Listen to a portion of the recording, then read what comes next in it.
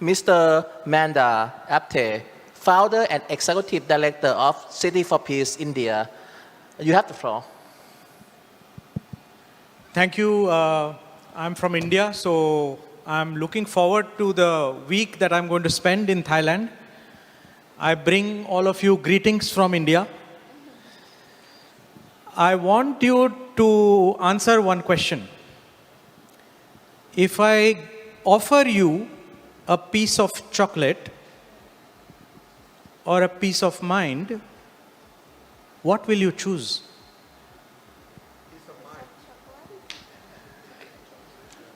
Piece of mind or piece of chocolate? Depends on how you spell mind. M-I-N-E mind or M-I-N-D? If you ask this question to every adult on the planet, they will choose peace of mind. If you ask this question to any child on the planet, they will always choose piece of chocolate. My question is why?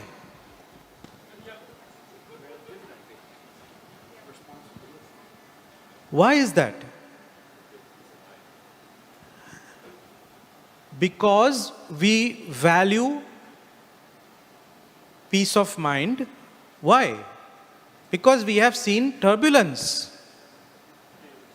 So turbulence in our life makes us now value peace of mind. We say chocolate anytime. Yes? So sometimes, peace, this word peace, is often referred as absence of conflict, absence of war. It is not just absence of conflict. It is not just absence of war. It is our belief in the Orient that it is our nature. Our nature is peace. For example, has anybody here been frustrated? Angry? Whenever you have been in these negative emotions, have you said to yourself, yes, I finally became frustrated? Never, isn't it? What do we say when we are frustrated, when we are angry, when we are sad? We always say, leave me alone. I want to come back to myself. So this is a clue that peace is our nature. And when we are out of our nature, we don't feel good. So after pandemic, right, we have been exposed to all kinds of vices that we usually don't talk about. Anxiety, depression, sadness, frustration, right? So this is also a type of violence. Violence is not just in action. Violence is not just in action. Violence is at 3 levels. Action, words, thoughts. So the Indian belief or the Oriental belief is focusing on peace of mind because that is where violence begins. Violence begins at the level of thoughts and feelings. Yeah? So what is the value of the Buddhist or Hindu or Jain or Sikh wisdom? Is we have solution to the violence in our mind. Yeah, and that is the valuable item today. And wherever there is a demand, if you have a product, it should make a difference, isn't it? That's entrepreneurship. So today, I invite all of you to look into the wisdom of our ancient traditions, our ancient cultures, and to see whether we can apply it and show the world the value of our knowledge. I would like to request Sarah to play a video. Is Sarah here? When If you can breathe kindly in, play the video. you go up, and when you breathe out, you let go. Bo Young helps lead breathing exercises.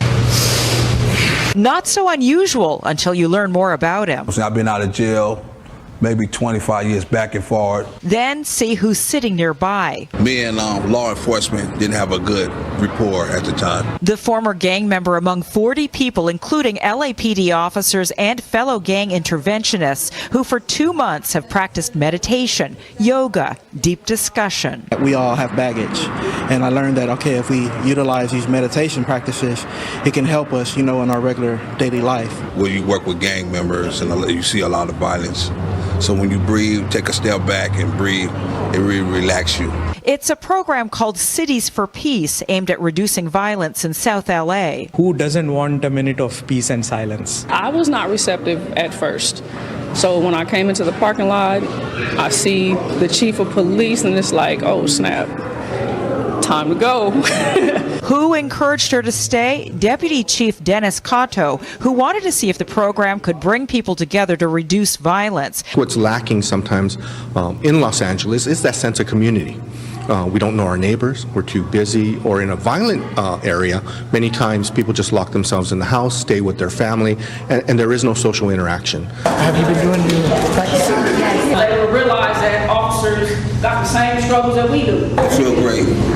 With award in hand, these graduates, nonviolence ambassadors, say they hope to share what they've learned. But some here say reaching out to others in the community to try to bring change won't be easy. Absolutely very challenging. People bring their biases. A lot of people are afraid to expose themselves. Be the change you want to see in the world. So that's the message of this program. Hoping for change, one breath at a time. So this was in the entertainment capital of the world, Los Angeles, known for Hollywood, Santa Monica Beach, but there is a dark side. It's called South Los Angeles, South Central Los Angeles. Almost one murder every day. So that is where we went, because one murder in cities like Los Angeles, can you guess how much money is spent by the city? $1 million per murder. That's just murder, so $500,000 just for homicides. There are many other types of violence, like domestic abuse, bullying, gangs, drugs. So this becomes a multi-billion-dollar business of violence. So that is where we felt, hey, let's show the city that by training gang leaders as meditation teachers, you can help spread peace and reduce the money you are spending on violence. So this is why I made personal trip to come here, because I'm inspired by your vision that prosperity is not enough. Prosperity, economic development, empowerment, yes, it's important. But peace, including inner peace, needs to complement prosperity. I want to ask you to do one more exercise. Look at the person sitting next to you, either left or right. Make eye contact. Everybody has done it. Look at one person, make eye contact. Front, back, left, right. And look at that person and tell that person, I hate you.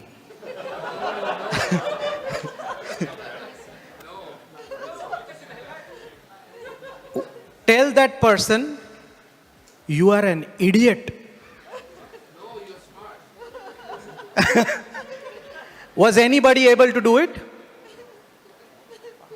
Nobody will be able to do it. Why?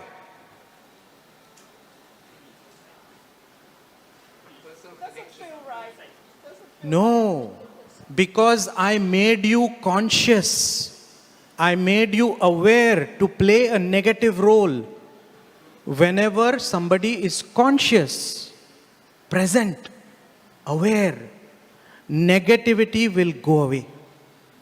You will not be able to be negative. You just experienced it. Even if you are negative, you will say, you are an idiot. Yeah? So this is where we need to look at what does it mean to develop yourself as a human being. It is not just the body that you are developing. For that you go to the gym.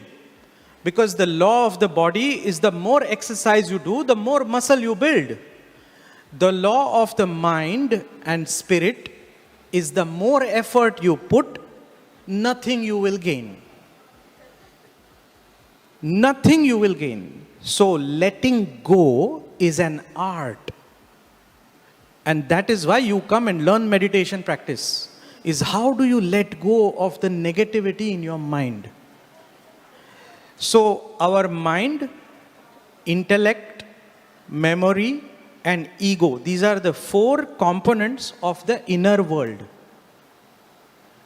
We need to educate ourselves on how do you reduce the stress in my mind? How do you reduce the judgments that I make in my intellect? How do I make my memory trauma-free? And how do I make my ego that feels a sense of connection with everybody that I meet? Otherwise, usually Chinese people will go and sit next to Chinese people. Petroleum engineers will go and sit next to petroleum engineers. From today, I invite you, I challenge you, ask yourself, who belongs to me? It's a deep question. Who belongs to me? And that will tell you how much stress-free you are. Because if you are stress-free, only then people will want to belong to you. If you are carrying negative emotions, nobody will want to be near you today. Yeah? So that is why the inner work, I can't do it for you. It's like brushing your teeth. You have to brush your own teeth for dental hygiene. Same approach you need to do for mental hygiene. So at the end of the day, when you sleep, you should sleep peacefully. And that means it doesn't have to be on a golden bed, because many times in the Marriott hotels, people are still tossing left, right, left, right. They are not sleeping peacefully. You might sleep more peacefully on the floor. Yeah? So this is the science of human-centered development, is how do you handle your mind, intellect, memory, ego. And that is where the wisdom of India is using your breath. Because the breath is the link between your body and mind. For example, when you are angry, how is the breathing? When you are sad, how is the breathing? When you are happy, how is the breathing? It will be from your navel and a smile will show up. Yeah, so this is the science that emotions have a direct connection with your breathing pattern. And the reverse is also true. Using your breathing, you can delete your unwanted emotions. Otherwise, the emotion will make a slave out of you. Yeah, and that is where violence begins. So finally, violence ends where love begins. It should start with self-love. If you don't love yourself, you cannot love other people. Meditation practice is simply self-love. If you love yourself, be quiet. Thank you very much for listening and participating in the exercise.